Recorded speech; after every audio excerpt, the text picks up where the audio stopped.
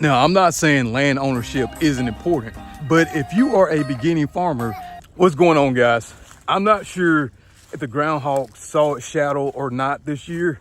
It's already starting to feel like it's going to be early spring. But let's talk about how to find lease property. All right, so what you want to do is you want to drive for dollars.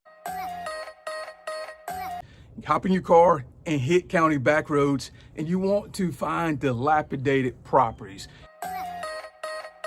If there's a pine tree going through a barn, perfect. If the fences are torn down, even better. Now, from there, what you want to do is you want to try to find a mailbox to this property. If there's not a mailbox on the property, it's not the end of the world.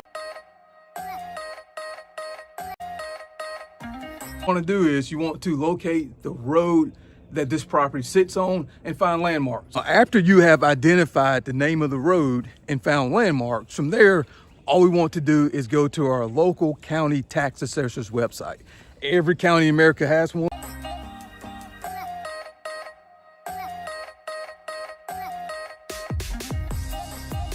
From there, you will be given a search tool that will give you a Google's Earth version map of that county. Now, if you found the address, this is going to make this process a lot easier. But if it's not, that's why we tried to locate the landmarks before. If you found the address, type in the address into the search bar.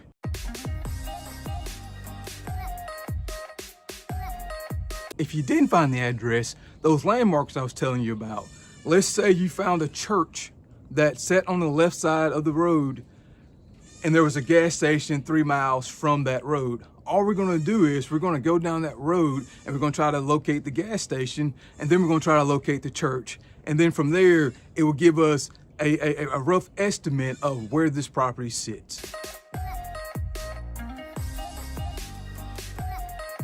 After you click on the property on the tax assessor's website, you will be given the name of the property owner. Depending on the county, depending on the state, it may have a phone number, it may have that landowner's address, maybe an email address. From there, all we're going to do is we're going to send texts, make phone calls, write letters, send emails, basically saying, hey, my name is so-and-so. I'm a goat producer in whatever county you live in.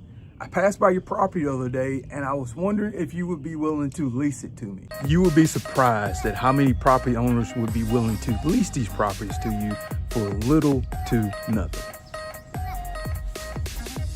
My first ever lease property just so happened to be a guy who lost his dad 10 years prior.